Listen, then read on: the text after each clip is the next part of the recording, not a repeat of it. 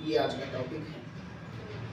बिल्कुल अगर zero level से बात करें कि एल्डिहाइड, कीटोन और कार्बोक्सिलिक एसिड क्या होता है, तो किसी कंपाउंड को देखा जाए, किसी कंपाउंड को देख करके अगर एल्डिहाइड होगा तो उसमें प्रेजेंस ऑफ CHO, ठीक है, प्रेजेंस ऑफ CHO होगा। अगर हम कीटोन की बात करें तो बिल्कुल यहां क्या होगा, presence of C double bond O group होगा। C डबल बॉन्ड O अगर प्रेजेंट है तो उसको हम लोग कीटोन कह सकते हैं। अगली जो पॉइंट है, ओइक एसिड, यानी अगर आपके पास COOH है, किसी भी कंपाउंड को आप देखते हैं और उसमें COOH लगा हुआ है तो आप ये कह सकते हैं कि ये कार्बोक्सिलिक एसिड है। अब हम बात करें जैसे कम से कम दो एग्जांपल। एल्डिहाइड की बात करें बेटा तो इसका नॉर्मल जो तरीका है वो RCHO। अगर RCHO है, R मतलब एल्किल हो जाता है, मेथिल, एथिल, प्रोपिल, ब्यूटिल, ये सब हम लोग जानते हैं। अब RCHO अगर है तो ये एल्डिहाइड हो जाता है। ये R हो गया, C डबल बॉन्ड O है और अगला R है तो ये कीटोन हो जाता है।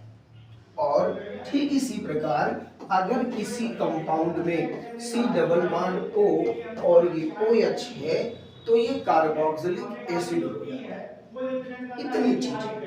R की जगह पर अगर हम CH3 लेते हैं तो ये मेथिल शब्द यूज होता है। अगर हम C2H5 लेते हैं तो ये एथिल शब्द यूज होता है। मेथिल, एथिल, प्रोपिल, ब्यूटिल, इस तरह से। तो ये तो बात हो गई जनरल इंट्रोडक्शन बेटा कि एल्डिहाइड क्या होते हैं, जिनके पास CHO समूह होता है। कीटोन क्या होते हैं, जिनके पास C डबल बॉन्ड O होता है। और कार्बोक्सिलिक एसिड क्या होते हैं, जिनके पास C डबल बॉन्ड O और OH होता है। ठीक है। अगर अगले की बात हम करें तो हमको नॉमेनक्लेचर ऑफ एल्डिहाइड, कीटोन और कार्बोक्सिलिक एसिड को देखना है। बेसिकली ये ध्यान रखिए, जब भी पूछा जाता है तो IUPAC नॉमेनक्लेचर आपसे ज्यादा पूछा जाता है। बेटा एक छोटी सी बात बता दें, IUPAC के लिए जो लड़का ये तीन चीज जान गया, प्रीफिक्स, उसके बाद वर्ड रूट और उसके बाद सफिक्स। अगर कोई भी छात्र प्रीफिक्स, वर्ड रूट और सफिक्स जान जाता है तो वो किसी भी IUPAC कंपाउंड का नाम लिख सकता है। कैसे? ये जो वर्ड रूट होता है बेटा, ये नंबर ऑफ कार्बन होता है, कितने कार्बन उसमें है, यानी वर्ड रूट की जगह पे आपको नंबर ऑफ कार्बन ले लेना है। प्रीफिक्स के लिए क्या उसमें कोई साइड चेन भी है? अगर कोई साइड चेन आती है तो उसको हम प्रीफिक्स के रूप में रखते हैं, या साइड चेन के अलावा अगर कोई ग्रुप भी आ जाता है तो भी उसको हम प्रीफिक्स में रखते हैं। सफिक्स की बात करें तो सफिक्स में आज आपके पास तीन चीज है। आपके पास एल्डिहाइड है, आपके पास C डबल बॉन्ड O है, आपके पास C डबल बॉन्ड O और H है। अगर आपको कहीं भी CHO दिखाई पड़ेगा तो CHO के लिए आप अल लगा लेना। अगर कहीं कीटोन दिखाई देता है तो ONE ओन लगाया जाता है। ठीक इसी प्रकार अगर COOH दिखाई पड़ता है तो उसके लिए ओइक एसिड लगाई जाती है। एग्जाम्पल की बात हम आपसे करें, कुछ सामान्य से उदाहरण की बात करें, जैसे हमने HCHO ले लिया, HCHO ले लिया, सबसे छोटा आसान एल्डिहाइड, हमने HCHO ले लिया। अब करना क्या है, एक कार्बन है, सबसे पहले अगर हम वर्ड रूट को डिसाइड कर लें तो एक कार्बन है बेटा। एक कार्बन के लिए क्या लिख सकते हो, मेथ लिख सकते हो, इतने में तो कोई प्रॉब्लम नहीं होनी चाहिए। कोई ग्रुप ना तो ऊपर है ना नीचे है, कोई ग्रुप नहीं लगा है, इसका मतलब कि जो प्रीफिक्स की वैल्यू होगी वो यहाँ पे क्या हो जाएगी, 0 हो जाएगी, हमें कुछ नहीं लगाना है। अब फंक्शनल ग्रुप के अलावा सिंगल बॉन्ड दिख रहा है तो एन लगा दिया, और CHO है, CHO के लिए क्या सफिक्स यूज होता है, अल, तो हमने क्या जोड़ दिया इसमें, अल हो गया। यानी कुल मिला के एक कार्बन था तो ये आपका मेथेनल है, ठीक है।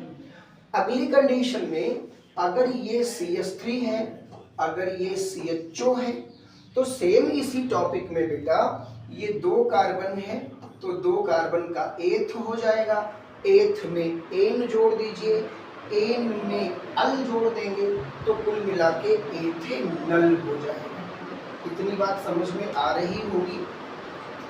एक और एक्स्ट्रा कर लिया जाए, ये CH3 CH2 CHO हो जाए, क्या फर्क पड़ता है, ये 1 ये 2 ये 3 हो जाएगा तो ये प्रोपेन अल हो जाएगा, यानी प्रोपेनल हो जाएगा। सारी बात समझ रहे होंगे। स्ट्रक्चर बताने से पहले कुछ कंपाउंड को मैं और बता देता हूँ।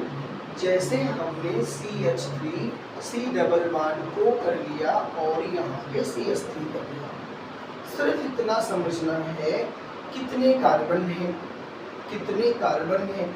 अब कार्बन कितने हैं, 3, तो 3 कार्बन को क्या लिख दिया, प्रो, 3 कार्बन को हमने क्या लिख दिया, प्रोप लिख दिया। फंक्शनल ग्रुप को छोड़कर, मतलब इतनी चीजों को छोड़कर बाकी सिंगल बॉन्ड है तो हमने एन लगा दिया। अगर डबल बॉन्ड होता तो इन लगा देते, ट्रिपल तो हो ही नहीं सकता, आइन लगा देते। लेकिन अब यहाँ से 3 कार्बन था तो प्रोप हो गया, सिंगल बॉन्ड था तो एन हो गया, सी डबल बॉन्ड ओ था बेटा तो यहाँ ओन हो गया, यानी कुल मिला के बन गया प्रोपेनोन। अब बात आती है जो कीटोन लगा है वो कितने पे लगा है, तो 2 नंबर पे लगा है तो ये हो गया प्रोपेनोन 2। ठीक इसी प्रकार थोड़ा सा हम और आगे बढ़े तो ये मिल गया 2 और ये मिल गया 3, 1 2 3 4 है तो इसमें 4 कार्बन, यानी ब्यूट हो गया, एन हो गया, ओन हो गया। लेकिन नंबरिंग उधर से की जाती है जिधर से क्रियात्मक समूह नजदीक आए, तो ऐसे में ये 1 नंबर है, ये 2 नंबर है बेटा, तो ये क्या हो जाएगा, ये ब्यूटेनोन 2 हो जाएगा। ठीक इसी प्रकार से एक हम और चलते हैं, ये हो जाए C double bond O, CH2 हो जाए, CH2 हो जाए, CH3 हो जाए, तो टोटल नंबर ऑफ कार्बन 2 2 4 2 6 हो गए। तो 6 के लिए हेक्स लिखते हैं, ओन लिखते हैं और ये 3 हो जाता है।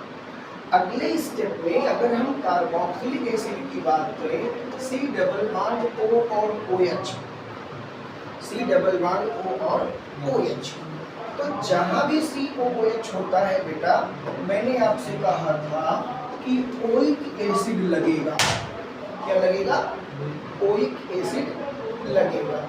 ठीक है, एक कार्बन है तो मेथ हो जाएगा, सिंगल बॉन्ड है तो एन हो जाएगा, दोनों मिला के मेथेनोइक एसिड हो जाएगा। ऐसे ही थोड़ा सा और इसको बढ़ाएं, CH3 C double bond O और OH, अब इसमें टोटल नंबर ऑफ कार्बन 2 हो जाते हैं, तो ये हो गया। 2 के लिए क्या लिखोगे, 2 के लिए एथ लिखोगे, ठीक है, तो ये एथ लिखते हैं। यहाँ से 2 के लिए आपको लिखना है एथ एन, मतलब क्रियात्मक समूह को छोड़ दीजिए, बाकी आपके लिए सब सिंगल बॉन्ड है, तो सिंगल बॉन्ड है तो एन हो गया, और क्रियात्मक समूह के लिए क्या लगा देंगे, ओइक एसिड लगा देंगे। ठीक है, ये वाली बात हो गई। एक और कर लेते हैं, CH3 CH2 CH2 C double bond O और ये OH, ठीक है। अब आप इसको देखेंगे, नंबरिंग कर दीजिए 1 2 3 और 4, तो 4 हो गया, तो यहाँ से क्या हो जाएगा, ब्यूटेनोइक एसिड हो जाएगा, ठीक है। ये बात हो गई बेटा, आगे भी इस पर चर्चा जारी रखेंगे। इसके बाद हम देख लेते हैं स्ट्रक्चर ऑफ कार्बोनिल कंपाउंड। बाबू कोई भी बात करें, चाहे वो एल्डिहाइड हो, तो एल्डिहाइड का सिंबल क्या होता है, CHO होता है। कीटोन का सिंबल क्या होता है, C डबल बॉन्ड O होता है। कार्बोक्सिलिक एसिड का सिंबल डबल बॉन्ड OH होता है, ठीक है। अब जो कुछ भी है इसमें, चाहे एल्डिहाइड है, चाहे कीटोन है, चाहे कार्बोक्सिलिक एसिड है, सब में ये C डबल बॉन्ड O है और 2 वैलेंसी खाली है। इसके पीछे 2 कॉन्सेप्ट है, एक कॉन्सेप्ट ओल्ड है और दूसरा जो कॉन्सेप्ट है वो मॉडर्न है। तो इसको ध्यान दीजिएगा जरा बेटा। ओल्ड कॉन्सेप्ट ये कहता है कि मॉडर्न कॉन्सेप्ट से थोड़ा सा कम बात करता है, यानी पीछे की चीजें, पुरानी चीजें बताता है।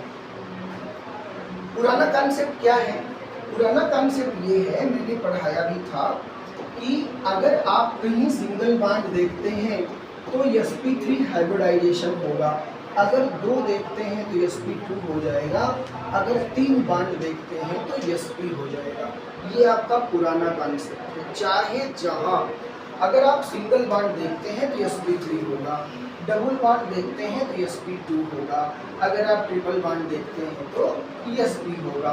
अब यहाँ से अगर ये है तो 109 अंश 28 मिनट होता है, डबल बॉन्ड है तो 120 होता है और ट्रिपल बॉन्ड है तो 180 डिग्री होता है। ये 11th क्लास की चीज है, यानी ये कक्षा 11 की केमिस्ट्री है जिसमें आपको ये पढ़ाया जाता है। कहीं भी sp3 कब होगा, जब सिंगल बॉन्ड लगाइएगा, sp2 कब होगा, जब डबल बॉन्ड आएगा, sp कब होगा, जब ट्रिपल बॉन्ड आएगा। अब सोचेंगे हम लोग, अगर ये डबल बॉन्ड है, C डबल बॉन्ड है, तो ये वाला जो एंगल है ये 120 होना चाहिए, ये 120 होना चाहिए, ये 120 होना चाहिए, होता भी है। और यहाँ जो समीकरण है बेटा वो sp2 हाइब्रिडाइजेशन यहाँ हो जाता है। बट जो मॉडर्न कॉन्सेप्ट है ना, जो आधुनिक विचारधारा है, वो आधुनिक विचारधारा ये कहती है कि ये सिग्मा बॉन्ड है बेटा, ये पाई बॉन्ड है। आपको बताया गया होगा कि सिग्मा बॉन्ड लीनियर आता है, ओवरलैप करता है, एक रेखा में ओवरलैप करता है। पाई बॉन्ड जो ओवरलैप करता है वो लेटरल ओवरलैप करता है, ठीक है, लेटरल ओवरलैप करता है। पार्श्वीय अतिव्यापन हिंदी में कहा जाता है। रेखीय अतिव्यापन करेगा तो सिग्मा बॉन्ड बनेगा, पार्श्वीय अतिव्यापन करेगा तो पाई बॉन्ड बनेगा। इसीलिए हमारा पाई बॉन्ड कमजोर होता है और सिग्मा बॉन्ड क्या होता है, मजबूत होता है। तो पाई बॉन्ड जब लेटरल ओवरलैप करता है तो सीधा नहीं रह जाता, ये थोड़ा सा कर्व्ड हो जाता है। ये वाला जो बॉन्ड है ये थोड़ा सा वक्राकार हो जाता है, ये कर्व्ड हो जाता है और इसलिए ये एंगल थोड़ा खिंच जाता है, यानी ये 121 ये 121 हो जाता है और ये आपका 118 ही बचता है। ये आधुनिक विचारधारा कहती है, किसके आधार पर, स्पेक्ट्रोस्कोपिक स्टडीज के आधार पर। ये जो आंकड़ा लिया जाता है तो किसके आधार पर लिया गया, on the basis of spectroscopic studies. Spectroscopic studies के आधार पर हम इसको कह सकते हैं कि यहाँ पे थोड़ी स्ट्रेचिंग आ जाती है, थोड़ा तनाव आ जाता है। जो एंगल 120 का था अब वो 121 का हो जाता है। अगर बालाजी पब्लिकेशन की किताब आपके पास हो, डॉक्टर पी बहादुर जिसके राइटर हैं उन्होंने 122 लिखा है, तो अगर ये 122 हो गया बेटा, ये 122 हो गया तो 116 ही बचता है। तो ये था पूरा आपका स्ट्रक्चर के एनालिसिस। फिर आपने इसमें देखा कि कैसे हम कीटोन का नॉमेनक्लेचर करते हैं, फिर इसमें हम कार्बोक्सिलिक एसिड का कैसे करते हैं, यहाँ पे क्या हुआ हमने एल्डिहाइड का कैसे किया है। तो फिर मिलेंगे आपसे अगले अंक में किसी एक और नए वीडियो में, तब तक के लिए धन्यवाद।